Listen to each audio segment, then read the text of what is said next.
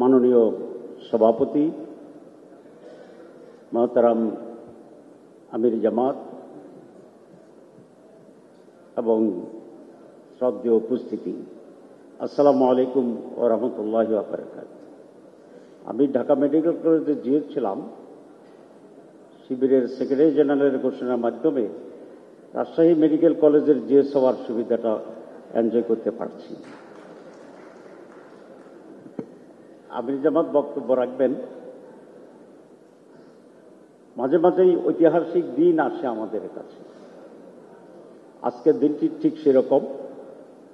বাংলাদেশের ছাত্র রাজনীতির ইতিহাসে ইতিপূর্বে বাংলাদেশ তার আগের দেশ, তার আগের সময় কখনোই কোনো একটি ছাত্র সংগঠন এরকম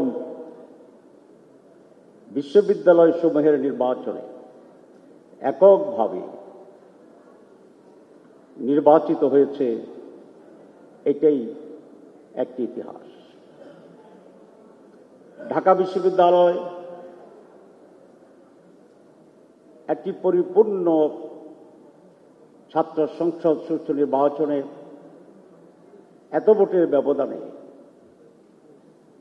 নির্বাচিত হওয়ার ঘটনা এই প্রথম, এই একটি ইতিহাস।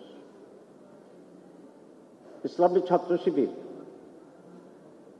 পরপর 4টি বৃহৎ বিশ্ববিদ্যালয়ের নির্বাচনে সাধারণ ছাত্রছাত্রীদের ম্যান্ডেট লাভ করে এটাই প্রমাণ করেছে ইসলামী ছাত্র শিবির একটি মাত্র সংগঠন নয়, এটি আজ বাংলাদেশের সমগ্র ছাত্র সমাজ। ইসলামী ছাত্র শিবির কতিপয় ব্যক্তির সমন্বয়ে একটি সংগঠনকে রিপ্রেজেন্ট করে না, সারা বাংলাদেশের সকল ছাত্র ছাত্রীদের প্রতিনিধিত্ব করে ইসলামী ছাত্র শিবির। আমি দুটো কথা বলে শেষ করব। নাম্বার 1, বিশ্ববিদ্যালয়ে নির্বাচিত আমাদের ভাইরা কিছু ব্যতিক্রমদের কাজ করছেন, যেটা আগে ছাত্র ছাত্রীরা কখনো দেখতে পায়নি। এই যে innovative steps, new thinking, new idea, progressive steps, executive skillness এবং প্রো স্টুডেন্ট যে কর্মসূচি, এটি সারা জাতিকে নতুন করে ভাবার সুযোগ দিয়েছে আলহামদুলিল্লাহ। বিশ্ববিদ্যালয়ের ডালের ঘনত্ব নাকি বেড়েছে, আমি শুনেছি। বিশ্ববিদ্যালয়ে টর্চার সেল বন্ধ হয়ে গিয়েছে। বিশ্ববিদ্যালয়ে গাঁজা মদের আড্ডা সেখানে এখন আর নেই। জাহাঙ্গীরনগর বিশ্ববিদ্যালয়ের আমার বোন বলেছিলেন যে অনেক স্পন্সর ডাকসুর জন্য আছে। হ্যাঁ, সে স্পন্সর দিয়ে বিল্ডিং হয়তো ডাকসু করতে পারবে, কিন্তু যে কাজটি ক্লিননেসের আছে, যেই কাজটি বিশ্ববিদ্যালয়ে ক্যান্টিনে নেগেটিভ আছে, এই সকল কাজগুলো সকলের জন্য মুক্ত আছে, সেদিকে আমাদের কনসেন্ট্রেট করতে হবে। আপনারা জানেন 3 দিন আগে রিপোর্ট হয়েছে এই বছরের বিশ্ববিদ্যালয়ের যে কোয়ালিটির যে স্ট্যাটাস, 1000 বিশ্ববিদ্যালয়ের ভিতরে সারা দুনিয়ায় বাংলাদেশের একটি বিশ্ববিদ্যালয়ের নাম আসেনি। আজকে আপনাদের এই চ্যালেঞ্জকে গ্রহণ করতে হবে। একাডেমিক্যালি আমাদের বিশ্ববিদ্যালয় সমূহ কিভাবে বিশ্বের সাথে তাল মিলিয়ে কোয়ালিটেটিভলি এগিয়ে যেতে পারে, আপনারা নির্বাচিত প্রতিনিধিরা সেইভাবেও মনোযোগ দিয়ে নতুনভাবে সাজানোর জন্য উদ্যোগ গ্রহণ করবেন, এটি আমার একটি অনুরোধ। এবং ছাত্রছাত্রীরা সেটা চায়। শিবিরকে কেন ভোট দিয়েছে আমি জিজ্ঞাসা করেছি অনেককে।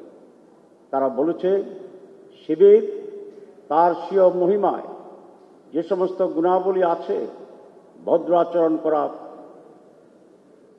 কনস্ট্রাকটিভ কাজ করা, ছাত্রছাত্রীর কল্যাণে মনোযোগ দেওয়া, তার পাশাপাশি অত্যন্ত গুরুত্বের সাথে যেটা বলেছেন যে শিবিরের প্যানেলে যারা আছে তারা একাডেমিক্যালিও অনেক সাউন্ড এবং স্পেশাল। তাহলে বোঝা যায় যে আজকে বিশ্ববিদ্যালয়ের রাজনীতি 52-এর যে মেজাজ ছিল, 69-এর যে মেজাজ ছিল, আমাদের স্বৈরাচার বিধি 90-এর আন্দোলনের যে মেজাজ ছিল, সেখানে ছাত্রছাত্রীদের মনোভাবে একটি মৌলিক পরিবর্তন এসেছে। তখন রাস্তার বিপ্লবী চেতনাই ছিল তাদের মূল সম্বল। রাজনীতির অংশগ্রহণের ভিতরেই তারা নিজেদেরকে বহিঃপ্রকাশ করার জন্য সেদিন চেষ্টা করেছিলেন। কিন্তু আজ বিশ্ববিদ্যালয়ের ছাত্রছাত্রীরা তার চেয়ে বেশি গুরুত্ব দেয় একাডেমিক এক্সপানশনের উপরে, একাডেমিক কোয়ালিটির উপরে, একাডেমিক অ্যাডভান্সমেন্টের উপরে। কারণ বিশ্ব যেহেতু ছোটই আসছে, ঢাকা বিশ্ববিদ্যালয় থেকে পড়ে তাকে যেতে হবে আর কোনো বড় বিশ্ববিদ্যালয়ে পিএইচডি করার জন্য। সুতরাং সেখানে স্লোগানে, বিপ্লবী চেতনায় শুধুমাত্র সেখানে যাওয়ার সুযোগ নেই। সেখানে কম্পিটিশন হবে আপনার কেরিয়ারের, একাডেমিক আপনার কোয়ালিটির জন্য। তাই তারা এই কথাই মনে করে, যারা একাডেমিক্যালি এবং অন্যান্য পজিটিভ জায়গায় ছাত্র সমাজকে এক্সাম্পল তৈরি করে দিতে পারবে, they will be the leaders of the students. It is proof now. এটাকে আমাদের গুরুত্ব দিতে হবে। শেষ কথা, জুলাই বিপ্লব বিশ্ববিদ্যালয় ছাত্রদের রক্তের বিনিময় হয়েছে নেতৃত্বের জায়গায়। সারা দেশ তাদের সাথে ছিল, কোনো সন্দেহ নেই।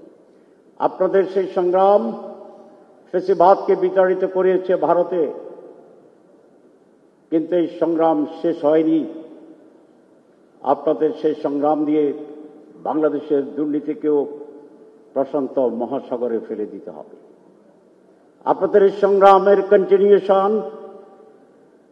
একটি সুস্থ গণতান্ত্রিক দেশ এবং রাষ্ট্র গঠনের জন্য এখনো যে লড়াই অব্যাহত আছে, সেইটাকে এগিয়ে যাওয়ার জন্যই আপনাদের ভূমিকা নিতে হবে।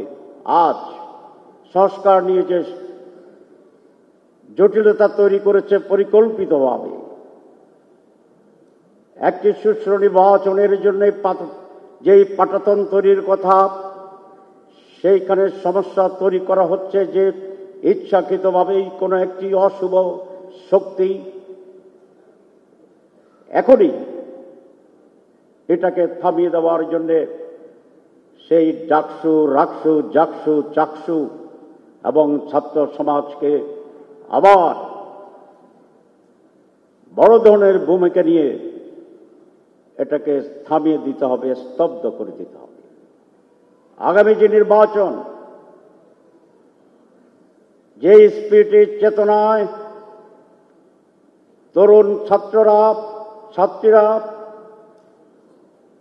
একটি আদর্শবাদী দলকে সমর্থন দিয়েছিল বা এখনো দিয়ে যাচ্ছে, আগামী নির্বাচনের 4 কোটি তরুণ ছাত্র সমাজের যেন সেই ধারাবাহিকতায় বাংলাদেশের একটি পজিটিভ পরিবর্তনের জন্য সিদ্ধান্ত নিয়ে আদর্শবাদী দল এবং দল সমূহকে বিজয়ী করে এবং সেই বিজয়ের জন্য মাঠে অংশগ্রহণ করে, সেইভাবে তরুণ সমাজের মাইন্ডকে প্রস্তুত করার জন্য আপনাদের এখন থেকে ভূমিকা নিতে হবে।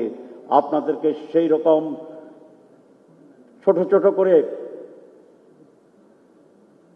মেসেজ তৈরি করতে হবে, ছোট ছোট করে থিম তৈরি করতে হবে, ছোট ছোট করে আইডিয়া তৈরি করতে হবে এবং সারা বাংলাদেশে তরুণদেরকে সেই স্পিরিটে গ্রামে গ্রামে, বাড়িতে বাড়িতে গিয়ে মানুষকে সংগঠিত করার জন্য যে ঢেউ, যে ওয়েভ, যে হাইপ, যে স্রোত, সেটাকে তৈরি করার জন্য right now you have continue your efforts, সেটাকে অব্যাহত রাখতে হবে। ইনশাআল্লাহ আমরা দেখছি, আমরা আশা করছি বিশ্ববিদ্যালয়ের যে রিফ্লেকশন, এটাই বাংলাদেশ হবে এবং আগামী নির্বাচনে তারই প্রভাবে আর একটি মিরাকল হতে পারে। আমরা এটা দৃঢ়ভাবে বিশ্বাস করি ইনশাআল্লাহ। আপনাদের সবাইকে ধন্যবাদ। আসসালামু আলাইকুম।